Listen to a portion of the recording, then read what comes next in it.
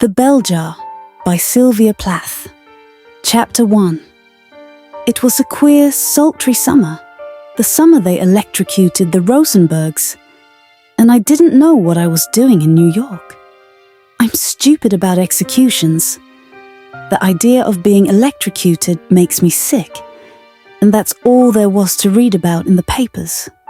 Goggle-eyed headlines staring up at me on every street corner and at the fusty, peanut-smelling mouth of every subway. It had nothing to do with me, but I couldn't help wondering what it would be like, being bummed alive all along your nerves. I thought it must be the worst thing in the world. New York was bad enough. By 9 in the morning, the fake, country-wet freshness that somehow seeped in overnight evaporated like the tail end of a sweet dream.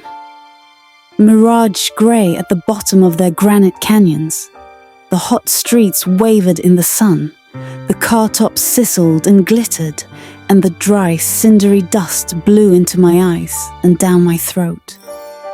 I kept hearing about the Rosenbergs over the radio and at the office till I couldn't get them out of my mind. It was like the first time I saw a cadaver. For weeks afterward, the cadaver's head, or what there was left of it, floated up behind my eggs and bacon at breakfast, and behind the face of Buddy Willard, who was responsible for my seeing it in the first place. And pretty soon, I felt as though I were carrying that cadaver's head around with me on a string, like some black, noseless balloon stinking of vinegar. I knew something was wrong with me that summer, because all I could think about was the Rosenbergs and how stupid I'd been to buy all those uncomfortable, expensive clothes hanging limp as fish in my closet, and how all the little successes I'd totted up so happily at college fizzled to nothing outside the slick marble and plate glass fronts along Madison Avenue. I was supposed to be having the time of my life. I was supposed to be the envy of thousands of other college girls, just like me all over America, who wanted nothing more than to be tripping about in those same size 7 patent leather shoes I'd bought in Bloomingdale's one lunch hour, with a black patent leather belt and black patent leather pocketbook to match. And when my picture came out in the magazine, the 12 of us were working on drinking martinis in a skimpy, imitation silver lame bodice stuck onto a big fat cloud of white tulle on some starlight roof in the company of several anonymous young men with all-American bone structures hired or loaned for the occasion. Everybody would think I must have in a real whirl. Look what can happen in this country, they'd say. A girl lives in some out-of-the-way town for 19 years, so poor she can't afford a magazine. And then she gets a scholarship to college and wins a prize here and a prize there and ends up steering New York like her own private car. Only I wasn't steering anything, not even myself. I just bumped from my hotel to work and to parties, and from parties to my hotel and back to work, like a numb trolley bus. I guess I should have been excited the way most of the other girls were, but I couldn't get myself to react. I felt very still and very empty, the way the eye of a tornado must feel, moving dully along in the middle of the surrounding hullabaloo. There were 12 of us at the hotel. We had all won a fashion magazine contest by writing essays and stories and poems and fashion blurbs, and as prizes they gave us jobs in New York for a month, expenses paid, and piles of free bonuses like ballet tickets and passes to fashion shows and hairstylings at a famous expensive salon, and chances to meet successful people in the field of our desire and advice about what to do with our particular complexions. I still have the makeup kit they gave me, fitted out for a person with brown eyes and brown hair, an oblong of brown mascara with a tiny brush and a round basin of blue eyeshadow just big enough to dab the tip of your finger in, and 3 lipsticks ranging from red to pink, all cased in the same little gilt box with a mirror on one side. I also have a white plastic sunglasses case with coloured shells and sequins and a green plastic starfish sewed onto it. I realised we kept piling up these presents because it was as good as free advertising for the firms involved. But I couldn't be cynical. I got such a kick out of all those free gifts showering onto us. For a long time afterward, I hid them away. But later, when I was all right again, I brought them out, and I still have them around the house. I use the lipsticks now and then, and last week I cut the plastic starfish off the sunglasses case for the baby to play with. So there were 12 of us at the hotel, in the same wing on the same floor in single rooms, one after the other. And it reminded me of my dormitory at college. It wasn't a proper hotel.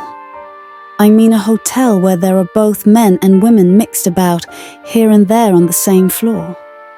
This hotel, the Amazon, was for women only. And they were mostly girls my age, with wealthy parents who wanted to be sure their daughters would be living where men couldn't get at them and deceive them. And they were all going to posh secretarial schools like Katie Gibbs, where they had to wear hats and stockings and gloves to class, or they had just graduated from places like Katie Gibbs and were secretaries to executives and junior executives and simply hanging around in New York, waiting to get married to some career man or other. These girls looked awfully bored to me. I saw them on the sunroof, yawning and painting their nails and trying to keep up their Bermuda tans. And they seemed bored as hell. I talked with one of them, and she was bored with yachts, and bored with flying around in airplanes, and bored with skiing in Switzerland at Christmas, and bored with the men in Brazil. Girls like that make me sick. I'm so jealous I can't speak. 19 years, and I hadn't been out of New England except for this trip to New York. It was my first big chance. But here I was, sitting back and letting it run through my fingers like so much water. I guess one of my troubles was Doreen. I'd never known a girl like Doreen before. Doreen came from a society girls' college down south and had bright white hair standing out in a cotton candy fluff round her head, and blue eyes like transparent agate marbles, hard and polished and just about indestructible, and a mouth set in a sort of perpetual sneer. I don't mean a nasty sneer, but an amused, mysterious sneer, as if all the people around her were pretty silly, and she could tell some good jokes on them if she wanted to. Doreen singled me out right away. She made me feel I was that much sharper than the others. And she really was wonderfully funny. She used to sit next to me at the conference table, and when the visiting celebrities were talking, she'd whisper witty, sarcastic remarks to me under her breath.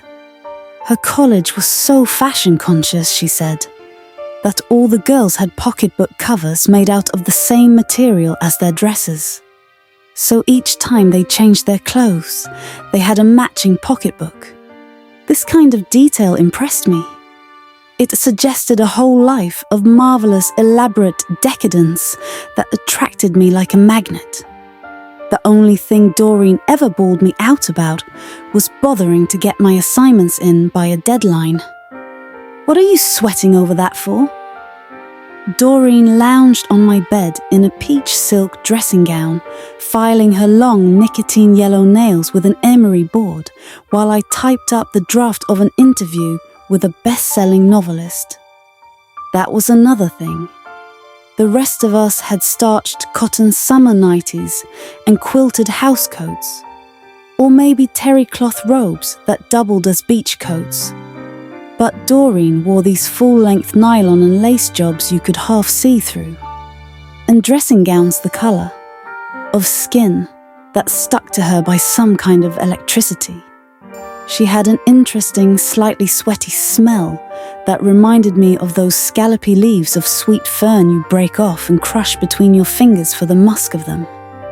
You know old JC won't give a damn if that story's in tomorrow or Monday. Doreen lit a cigarette and let the smoke flare slowly from her nostrils, so her eyes were veiled. JC's ugly as sin, Doreen went on coolly. I bet that old husband of hers turns out all the lights before he gets near her, or he'd puke otherwise. JC was my boss, and I liked her a lot, in spite of what Doreen said. She wasn't one of the fashion magazine gushers with fake eyelashes and giddy jewelry. JC had brains, so her plug ugly looks didn't seem to matter. She read a couple of languages and knew all the quality writers in the business. I tried to imagine JC out of her strict office suit and luncheon duty hat and in bed with her fat husband, but I just couldn't do it.